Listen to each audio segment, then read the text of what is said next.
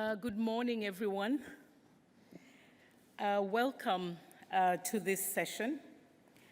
This side event will focus on the unveiling of the Adaptation Gap Report. And if you look at the title, I think it speaks for itself. Underfinanced, underprepared. There's inadequate investment and planning on climate adaptation, which leaves the world exposed. My name is Edith Ofwana-Adera. I'm a regional principal officer with the African Development Bank and a member of the steering committee of the Adaptation Gap Report. Today's event will have two segments. We'll have a high-level segment, and then we'll go into a panel discussion. And the panel discussion will draw insights from the report to discuss on the importance of increasing adaptation effectiveness while assessing global progress on adaptation and looking at efforts to reduce loss and damage and evaluate the current adaptation finance gaps. Welcome, and I'd like to now move into the high-level segment, and it's my pleasure to welcome Ms. Inga Anderson. Please come to the podium. You're most welcome. Thank you. I'd like to give you a copy of the report. Wonderful, thank you. And thank you to you for your leadership and for being on the committee and for all that you do. Thank you. And for being from Kenya, which is our home. Thank you. Listen, thank you very much and good morning. And we're really honored that Simon, my colleague, could join. We know that he has an insane schedule. So I was telling my colleagues, be ready that he may not be able to make it. So it's super special that you are here, Simon. But thank you. I think the picture says it all. Underprepared, underfinanced. I want to pay tribute to my colleague Henry Neufeld, who has been the editor of this piece, not only this year, but previously too. But really what this report says is that the world is really exposed and that the climate extreme are hammering us down. And that we are living this. So, I mean, for the last 4 years, we have lived in East Africa in an extreme drought. In a country that I call home right now, Kenya, we saw 1.5 million heads of cattle die in the northern part of the country. And we saw this before our very eyes, and now the country that we call home is being socked by flooding. So these extremes from one end to the other that we're living that we haven't seen before, but we've seen flooding in China and Europe, extreme heat, of course, record temperatures, and on it goes. And as the emissions gap report will tell us, you know, we are heading, based on the NDCs, to 2.9 degrees in 2100. So we now need to adapt, but the longer we delay, the higher the bill. And nature will keep sending us these invoices irrespective, and nature will not stop, even if we stop. If COVID stops us, or war and conflict stops us, you know, the invoices will still come, and they come in the form of ever greater climate impact. And the adaptation gap is just yawning. We are seeing that and the report bears this out, between 200 to 350 billion a year, give and take. And it's about 50% higher than what we previously measured. So the reality is that we have forgotten the promise that we made to each other in Glasgow. In Glasgow, we said that we were going to double adaptation finance by 2025, and surely we should be well on the way towards that now, but we are not. And even if we were, it would just be doubling from 20 billion to 40 billion, which is a drop in the ocean, when we know that we need to hit between 200 and 350, give and take, billion. And so the public and the multilateral finance was 21 billion in 2021, and that is down 15% from 2020. So it's going in the wrong direction, and the gap is becoming even bigger. And I mentioned Kenya's drought for a reason, because before the drought, 1.5 million school children were getting school feeding every day in Kenya. But as the drought killed off cattle, families were further impoverished. They couldn't sell milk products, they didn't have calves to sell, etc. And so the school feeding program went from 1.5 million to 4 million kids. Now, where's that money come from? That's a climate impact. Who's going to pay for it? And Kenya is therefore having to borrow to ensure that these things can be covered. But this is not considered climate adaptation finance when you feed another 2.5 million school kids. But yet, it bears a cost on the government burden. And these countries are already in heavy debt. And so the reality is that indebtedness is a real issue and should be considered, as Mia Motley and many others have expressed, as part of a reform thinking of the international financing institutions and the global financial system, because clearly this cannot go on. Now, the good news is that 85% of countries have an adaptation plan in place, 25% have legal instruments requiring governments to plan for adaptation, and 69% have an admin body that kind of is organizing all of this.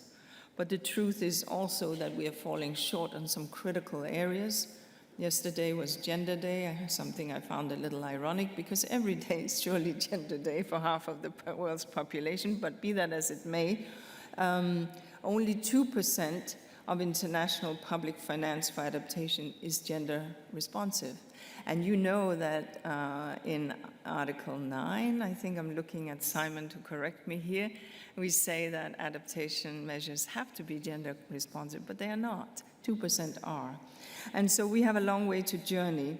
7 ways to bridge the adaptation finance gap, and we will hear more about that from Henry.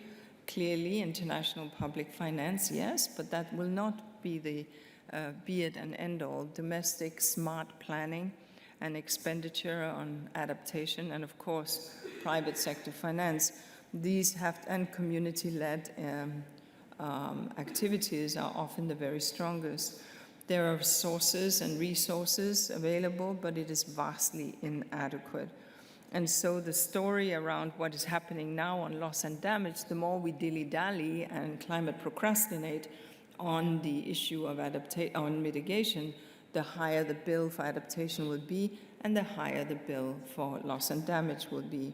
So I'm really, really impressed with what the President, as well as our fearless leader, Simon Steele, have managed to pull off on the loss and damage. Bravo to you, because this is big, and having that as an announceable early on is a massive win, and really gave everybody a lift. So many, many thanks and congrats to my dear brother here. But it now means that the work is hard because we need to raise up and operationalize the loss and damage fund. Get it actually into disbursement mode, which we know is difficult, and we need to do the stock take and all of these hard things. But what we really need to do is to pay attention to what is both underfinanced and underprepared, and that is the adaptation agenda. Thank you very much indeed.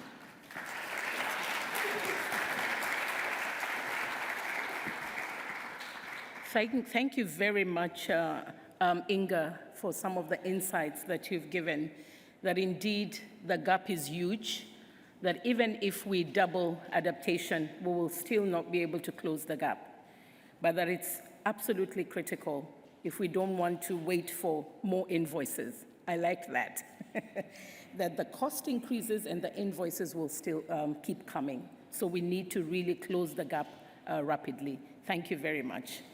It's now my pleasure to invite Mr. Simon Steele, the Executive Director of the United Nations Framework Convention, UNFCCC. You're welcome. And this is your copy.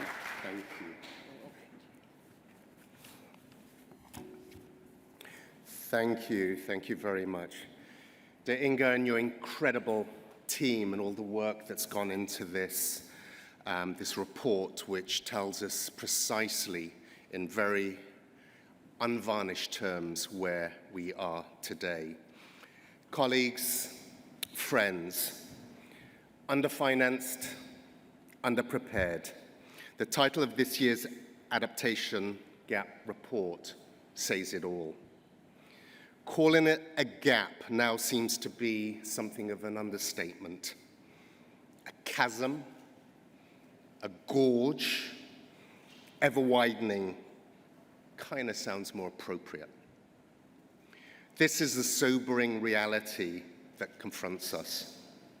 And yet, adaptation still struggles to compete with mitigation efforts for attention, for prioritization, for funding. Adaptation and mitigation are not an either-or. Both must be equal in their focus, the focus of our attention, and most of all, the focus of our action. Alarmingly, the global stocktake demonstrates that rather than accelerating progress on adaptation, adaptation is stagnating. Colleagues, I am solution-oriented. The bad news is not a reason to despair and slow down. For me, it spurs action. To plug the adaptation gap or chasm, we must address two main issues: policy and finance. We have a real opportunity at this COP, through the global stocktake, to commit to accelerated action across all aspects of the climate agenda, including adaptation. We must agree a new framework for the global goal on adaptation. The goal will allow us to measure our success in addressing climate change impacts that already affect us and also the challenges that lie ahead. Now let's come to the elephant in the room: money. I trust you, like me, wholeheartedly welcome the historic agreement at the beginning of this COP to operationalize the Loss and Damage Fund. An important step, a welcomed addition to the international financial architecture for climate change. But it is no way a replacement for or diminish the urgent need for scaling up adaptation finance. At the risk of oversimplifying, the Loss and Damage Fund will, in part, address the consequences of our failure to adapt. That is an expensive self-goal. Adaptation is about preparedness and strengthening resilience, taking precautions before it's too late. In Glasgow, we agreed to at least double the provision of adaptation finance from 2019 levels by 2025. The new report on doubling adaptation finance, published by the UNEP CCC Standing Committee on Finance last month, does the maths. It estimates that adaptation finance will reach some $40 billion a year by 2025. That's dramatically short of the up to $387 billion developing countries will need every year. Adaptation finance, therefore, needs to be scaled up significantly. Bringing in the private sector, international financial institutions, therefore, need to step up. Funding must be underpinned by access, affordability, and urgency. Countries want grants, not loans. Their foresight initiatives to adapt to climate change must not be punished with further crushing debt. Adaptation is an investment in our future, not an admission of defeat. Let us give it the money and attention it deserves. Let's bridge the gap. It's time to close the chasm. I thank you. Okay, I'll give this one back.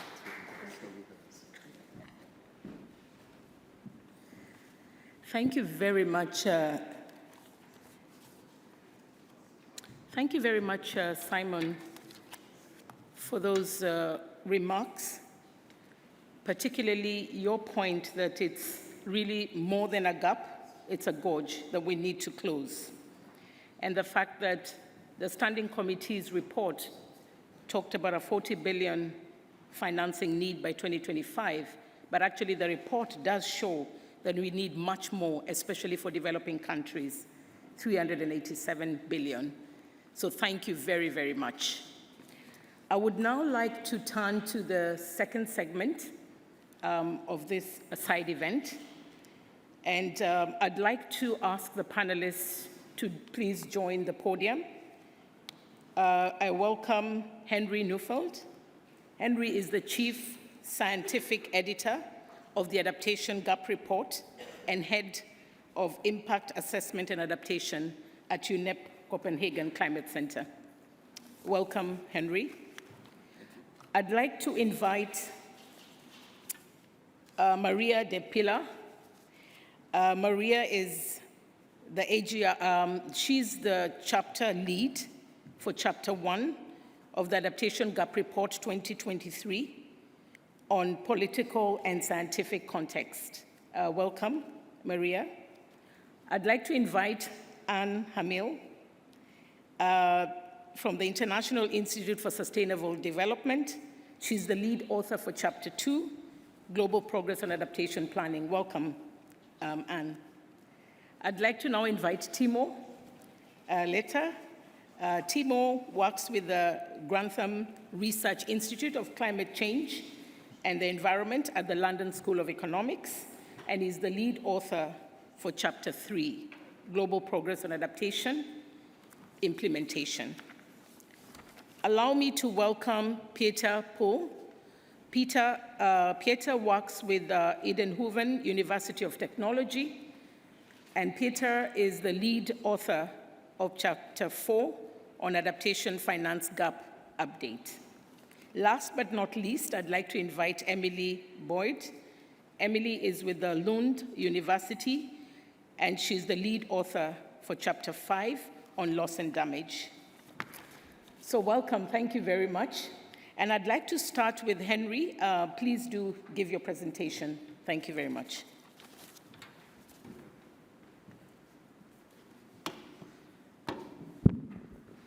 Thank you, Edith. Welcome, honored delegates, guests, friends, colleagues. Thank you very much for the opportunity to present the key findings of the Adaptation Gap Report 2023, Underfinanced, Underprepared.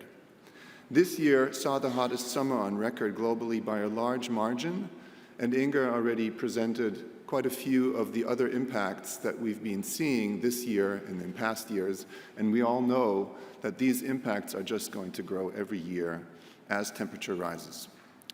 Evidence is clear that climate impacts are rising and are increasingly translating into limits to adaptation, some of which may have already been reached. To protect vulnerable populations and avoid increasing losses and damages, we must urgently ramp up adaptation efforts alongside rapid cuts to greenhouse gas emissions. And we will hear more about that in the next session. In the context of growing climate risks, the Adaptation Gap Reports provide science-based assessments of the global progress in adaptation to inform international climate change discussions under the UN's FCCC. The AGR 2023 shows why adaptation is slowing on all fronts when it should be accelerating to catch up with climate impacts. Yes. As the upper figure shows, progress in adaptation planning is plateauing. While 5 out of 6 countries now have at least one national adaptation planning instrument, progress to reach full global coverage is slowing and requires greater support. On the other hand, over half of countries have 2 or more national level instruments, and their quality is improving in terms of adequacy and effectiveness. The lower figure shows that while projects are getting bigger, that's the red line, the number of adaptation actions supported through the 4 international climate funds has stagnated for the past decade. The report also found that gender and social inclusion is poorly addressed and funded in adaptation actions despite showing better results. Since adaptation implementation in developing countries largely depends on financial support from developed countries, failure to enhance the number of adaptation actions will increase the implementation gap.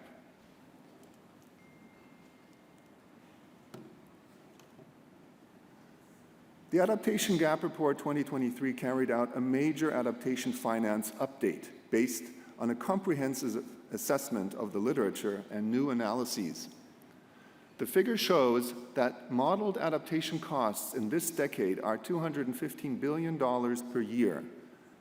Adaptation costs are expected to rise significantly by 2050. Adaptation finance needed to implement domestic adaptation priorities is estimated at $318 billion per year until 2030. In contrast, international public adaptation finance flows to developing countries declined by 15% from 2020 levels to $21 billion in 2021, the latest numbers we have. As a result of growing needs and faltering flows, the current adaptation finance gap is now estimated to be in the range of $194 to $366 billion per year for developing countries alone. Adaptation finance needs are thus 10 to 18 times as great as international public finance flows, much higher than previously estimated. Doubling of 2019 adaptation finance flows by 2025 to about $40 billion per year, as urged in the Glasgow Climate Pact, is therefore more urgent than ever. But on its own, even that can only narrow the adaptation finance gap by 5 to 10%.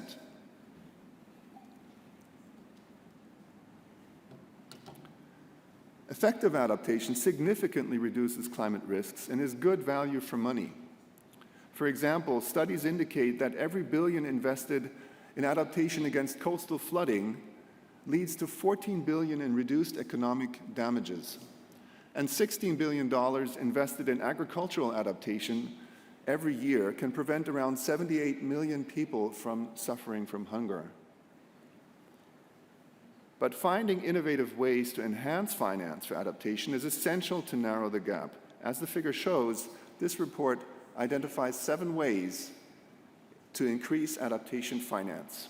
First, besides doubling of international climate finance by 2025, the new collective quantified goal on climate finance will be instrumental to take the needs of developing countries into account for the period post-2030. Second, mainstreaming adaptation into domestic expenditures and improving budget tagging and tracking can improve policymakers' understanding of the national adaptation finance gap and how it can be narrowed. Third, the public sector must set the right conditions for private investment in adaptation while keeping in mind the overall welfare of society by fixing 3 market imperfections: positive externalities, imperfect financial markets, and incomplete or asymmetric information. Fourth, utilizing remittances from migrants to their home countries, which often contribute significantly to GDP, to address needs that reduce climate risks. Fifth, increasing finance tailored to small and medium-sized enterprises, since they comprise the bulk of the private sector in many developing countries. Sixth, a reform of the global financial architecture, for instance, as proposed by the Bridgetown Initiative, holds vast potentials to support developing countries in boosting their resilience against future climate shocks. And seventh, implementation of Article 2.1c of the Paris Agreement on making finance flows consistent with a pathway towards low carbon and climate resilient development.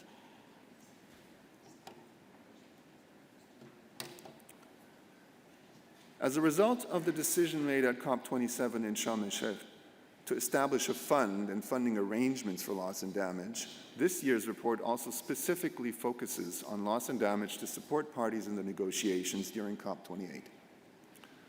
A recent study indicates that the 55 most climate vulnerable economies alone have already experienced losses and damages of more than $500 billion in the past 2 decades.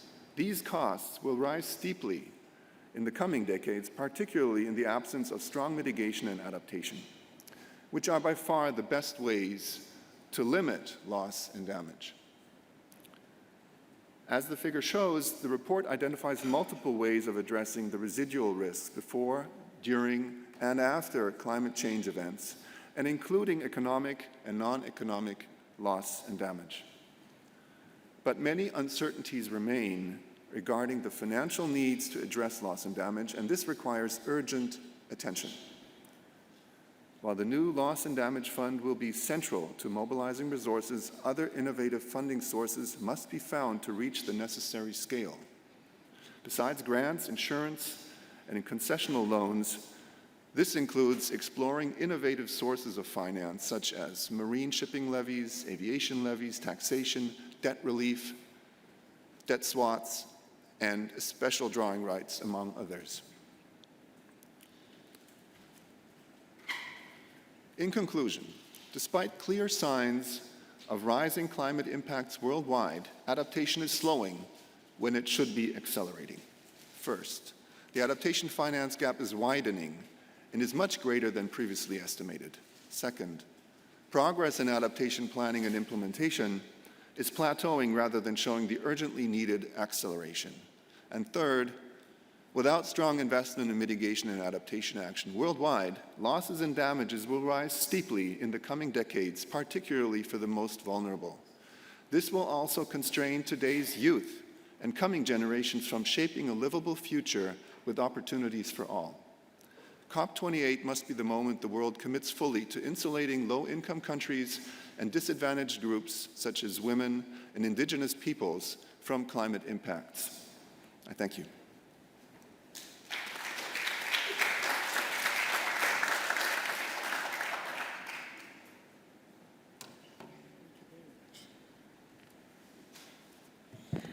Thank you very much, Henry, for that presentation. And I think if you listened to the 2 speakers, the high-level speakers, and also seen the presentation from Henry, it's very clear that we have a lot to worry about, that the adaptation progress is plateauing, it's slow, the gap is widening in terms of the finance gap, and a lot needs to be done, that instead of accelerating adaptation, it's actually slowing down. So a lot needs to be done. With that, I'd like to now turn to the panelists. These are chapter authors, for us to have a bit of an engagement with our authors to get more in-depth into the report. I'd like to start with Maria De Pilar. In your chapter, you've indicated that there are 3 main challenges for adaptation and loss and damage that needs to be addressed at COP28. Could you please outline what these challenges are, what has been achieved so far, and how might this report influence this? Please elaborate. Thank you. Thank you very much, Edith. Yes, indeed, one of the main challenges identified in Chapter 1 is on adequacy and effectiveness of adaptation and support. On this regard, the Adaptation Gap Report expressed that these are cornerstones, these concepts are cornerstones, not only in the adaptation architecture at the UNFCCC, but also in terms of the literature, even though in both spaces they need more development. At the same time, the Adaptation Gap Report elaborates more in terms of whether policy instruments and support are really matching the adaptation needs, as well as at some point are reducing the risks related. These adequacy and effectiveness are also part of adaptation in the GST.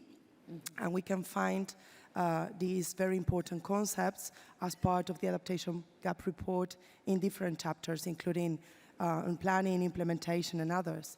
With respect to the second challenge, that is on loss and damage fund and funding arrangements, the chapter 1 expressed that increasing adaptation risks and residual adaptation limits and residual risks are really decreasing adaptive capacities, and at the same time are increasing the need in order to really address those impacts that are beyond a system adaptation potential. So one of the key messages provided by this chapter is the need to separate in a very clear way adaptation finance from loss and damage finance. The third challenge identified in this chapter is on the global goal on adaptation and the GST. With respect to the global goal on adaptation, it raises that is quite critical in COP28 to really launch an ambitious framework on the global goal, including targets and metrics that really can help us to strengthen local, national, and transboundary measures, and at the same time planning and implementation, including assessing progress at the collective level, but at the same time using the existing communication and reporting system. Thank you. Okay, thank you very much. And I think what stood out is the need to separate adaptation finance from loss and damage finance, especially given that there's residual risk that the loss and damage fund would need to address. I'd like to now hand over to Anne. Anne, you focused on the adaptation planning. And in your report, in your chapter, you indicate that 1 in 6 countries do not have a national planning instrument. What are the main barriers, and what can be done to overcome this? Sure. Thanks, Edith. Yeah, so this year we found that about, as we heard in Inger's comments, that 85% of the world's countries have at least one adaptation planning instrument in place, so a policy, a strategy, a plan. And so I think naturally as these types of trends evolve, it becomes a bit harder to sort of reach 100%. You're sort of reaching a saturation point. So naturally the rate of uptake of these instruments is going to be slowing. And so we definitely did find that trend this year, that there was only a 2% increase, I think 4 countries that have a first adaptation planning instrument in place. And so that leaves a group of countries, I think about 29 countries, that don't have an adaptation planning instrument. Now, half of them, there's evidence that they have a planning instrument currently being developed. And so an optimistic view is that within the next couple of years, we can comfortably say that 92% of the world is going to be covered by at least one planning instrument. But that still does leave a group of countries, about 15 countries, that there isn't any evidence of a planning instrument being developed. And when you look at this list of countries, at least half of them are fragile, conflict-affected countries. And so we've heard already at this COP, I think on the Peace Day a couple of days ago, that these types of countries, these groups of countries really do require special attention. And when you're looking at trends that what we heard of in finance, this is especially worrying because we already know that the fragile countries are only receiving a fraction of the climate finance that's needed. They're only receiving a fraction of the type of support, whether it's technical, institutional, that's really needed as well. And those are really the big barriers when you think about adaptation planning being a massive sort of institutional strengthening exercise in governance. This kind of support is absolutely critical. And it's not just volume of support as well, it's the type of support that these countries receive as well, the quality, more flexible, long-term. And so these are the types of considerations that need to be put in place if we really want to see the 100% coverage that we're after on planning. Okay, thank you very much. And I think what was striking is that the majority of those countries that do not have a planning instrument are actually conflict-affected countries. About half. So that's, yeah, most of them. Okay, great. So it's one thing to plan, and it's another to implement. So I'd like to move to Timo. Timo, could you tell us in your chapter, what are some of the lessons that we can learn from the implementation chapter? especially given that your analysis also looked at the adaptation communication from countries, and how can those lessons inform the global stocktake and also the global goal on adaptation? Great, thank you, Edith, and thank you very much. So the implementation chapter faces the challenge of understanding, implementation. And so there isn't a single indicator or data source. What the chapter is doing is we're using different and multiple data sources and combining them to get like a puzzle or a better overview of the implementation of adaptation worldwide. So one of the key data sources that we are using is the projects that are being funded by the Adaptation Fund, the GCF, and the Global Environment Facility. This is one part. This is what Henry showed in the presentation. And then adaptation communications are this new communication tool under the Paris Agreement. So countries are encouraged to submit adaptation communications. And as of August this year, 40 countries have done so. So they've submitted a standalone new document informing about adaptation needs, vulnerabilities, and implementation. So what we did in addition as a new component in this year's implementation chapter is we analyzed in detail the implementation part of those 40 adaptation communications. And they are from developing countries and from developed countries. What we found was there was a great variety in the level of detail across these adaptation communications. In total, we found over 1,100 adaptation actions being mentioned. And for around half of them, there were details provided that we could analyze. So the top sectors were agriculture, water, and biodiversity.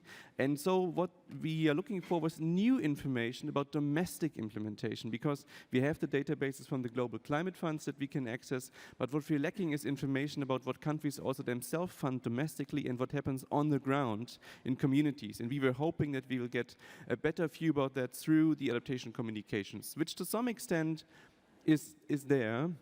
But there's still more that we would like to have under the global stocktake to understand the breadth and depth of adaptation implementation. So, and that's the potential that adaptation communications have, but it's also important to keep in mind that countries starting by end of this year are supposed to have transparency reports, and then the question is what information to put into transparency reports and what information to put into adaptation communications. But in conclusion, so we hope that through this additional information that countries are providing, we will be better able to understand adaptation implementation and adding another piece of the puzzle to the implementation picture. Thank you. Okay, thank you very much for that. I think a lot needs to be done. I'd now like to move to finance. It was quite shocking to see the large finance gap, adaptation finance gap. The question to you is, what are the available options for reducing and closing this gap? And how can COP28 support that? Yes, thank you very much, Edith. This year we did a full new assessment of the adaptation costs and the adaptation finance gap, the first one since 2016. And indeed, the numbers show that the financing gap is actually increasing. And I'd like to make 5 points there, actually, all within 2 minutes. So stay put.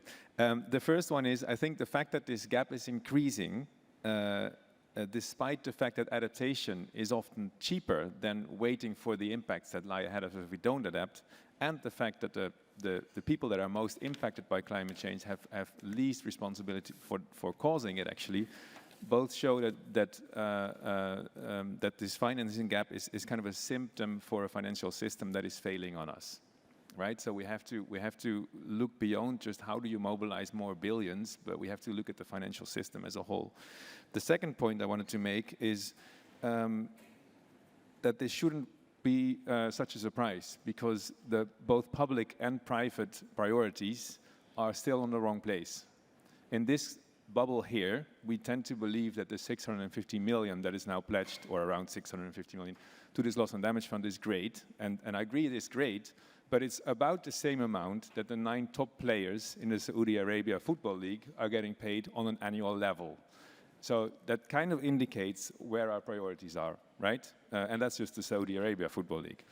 The third point is that, yes, international public adaptation finance is crucial if we want to close this gap. It's absolutely crucial.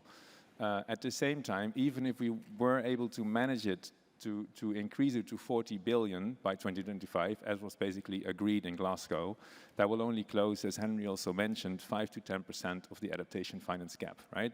So we have to realize that international public adaptation finance will never be able to close the adaptation finance gap. And that's a harsh message for some, but it's a reality, I think, that we should take into account. The fourth point is, and the fourth and the fifth actually, is, okay, so how do we now close this gap? What are the options that we have? And Henry already showed the picture with this onion that we have in the report. I think there's 2 points I want to highlight here. The first one is remittances. These continue to increase and now amount more than 700 billion per year. So there's a massive amount of money that migrant workers send home to their families, sometimes to their friends, and we think that these could be used for adaptation. In fact, they already help a lot of people to increase their resilience. So we could look into that. The issue, though, is that you basically ask the poorest people that have often caused least climate change to use their funding to adapt. So there's an equity issue there that is very important. And then the final point is Article 2.1c. We have to get real about this. Actually, we had another event yesterday where a lot of people from the financial sector are already saying that they are starting to integrate physical climate risks into their investment decision making. So this is happening. This train is catching speed, and I think this is crucial to actually both move private investments away from things that actually increase or reduce resilience for people, right, by infrastructure in vulnerable areas, for example, and shift it towards ways in which it can actually support adaptation. Thank you. Yeah, thank you very much for those concrete ways in which we could close the gap. I'd now like to quickly move to Emily. Emily, it's good to see that the Adaptation Gap report focused on loss and damage. Could you elaborate to what extent this report can inform the negotiations on loss and damage? Just 2 minutes. Thank you very much. 2 minutes. I will just say that thank you very much for the previous words. It was very exciting to see that loss and damage was in the Adaptation Gap report this year. I think it was very timely, and that sort of addresses your question in that it's very clear that whilst we have to continue to decarbonize and invest in adaptation, in particular reducing risk and building resilience, which is what adaptation is about, there is this aspect which is the unequal effects of climate change that are being experienced, and that is where the addressing comes in. And I think the report, in its timeliness, probably has an influence in terms of perhaps not the scale of funding, as you point out. You know, it's fantastic to see the pledges here, and it's fantastic to see something starting, but overall the funds are probably quite insufficient. However, it's also, as the chapter points out, pointing to an understanding of what loss and damage is. What is it to address loss and damage? It's a justice aspect to the effects of climate change, but it's also about the economic impacts and the non-economic impacts as well, and the kinds of actions that we need to think about and develop. So even if that funding is small, it's an intention. It's starting to get us to think, what kinds of ways do we need to think beyond adaptation as well, also in hand with adaptation, loss and damage, because loss and damage should not be a subsidy for adaptation mitigation, but a complementary. And also, it allows us to think about how we use finance and how we relate to the financial structures and reforming of finance. So I think, overall, having this chapter in the report is a fantastic timing. I think they've done a really good job in inviting it in, those who planned this. And I also think it has an impact on the negotiations, because I see that negotiators cite the report all the time. So there is a direct link here between the scientific understanding, the methodologies that colleagues are using here, the monitoring of how things are going, and then that feeds into evidence-based informed decisions that are going on in the COP. Yeah, thank you very much for that. And your point that it's like two sides of the same coin, and that we should be looking at supporting both and not one subsidizing the other. Thank you very much. I see we have a very short time left. I'd like to only give one person a chance to ask a question. Who's the bold one? Any question to the panelists? Please go ahead. Is there a roving mic? She's right here in front on the left. Yeah.